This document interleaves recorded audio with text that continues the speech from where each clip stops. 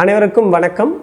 நான் மருத்துவர் we Aruljothi, Tiruppur OMS மருத்துவமனையிலிருந்து பேசுகிறேங்க.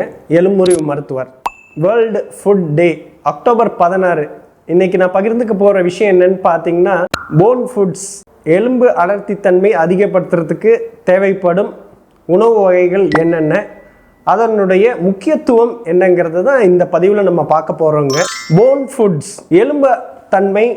எலும்பு அடர்த்தித்தன்மை அதிகமாக ஒரு நார்மலாக இருக்கிறவங்களுக்கு வைத்துக்கொள்வதற்கு தேவைப்படும் ஊட்டச்சத்துக்கள் என்னென்னங்கிறத பார்ப்போம். Number 1, calcium. ஒரு வலுவான கட்டிடத்திற்கு ஃபவுண்டேஷன், அதனோட பில்டிங் யூனிட்ஸ்லாம் எவ்வளோ ஸ்ட்ராங்காக இருக்கணுமோ அதை பொறுத்து தான் அந்த பில்டிங்கோட வலுத்தன்மை இருக்கும். அதே போல் நம்மளுடைய எலும்புத்தன்மை நல்ல வலுவாக இருக்கணும்னா அந்த கால்சியம்ங்கிற பில்டிங் பிளாக்ஸ் போதுமான அளவு இருக்கணும். ஸோ அப்போ கால்சியம் அதிகமாக இருக்கிற உணவுகள் நாம் அதிகமாக எடுத்துக்கொள்ள வேண்டும்.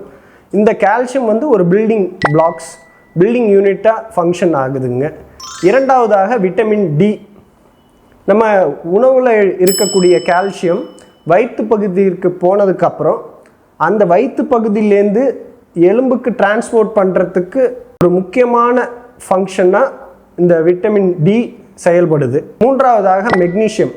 எலும்புக்குள்ளார இருக்கக்கூடிய யூனிட்ஸ் எல்லாம் நல்ல இறுக பற்றி கொள்வதற்கும் வலுவாகுவதற்கும் இந்த மெக்னீஷியம் ஊட்டச்சத்து அதிகமாக தேவைப்படுதுங்க. நான்காவதாக விட்டமின் கே.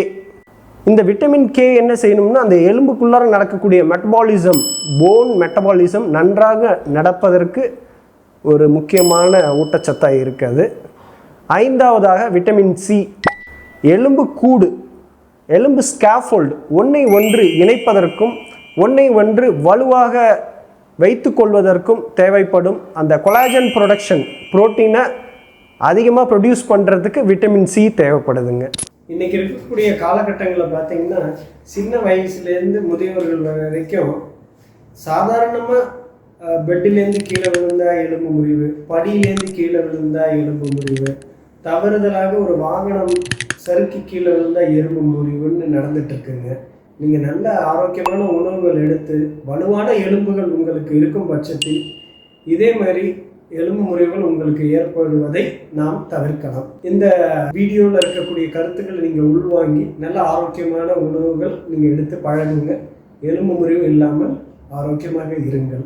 நன்றி, வணக்கம், தேங்க்யூ.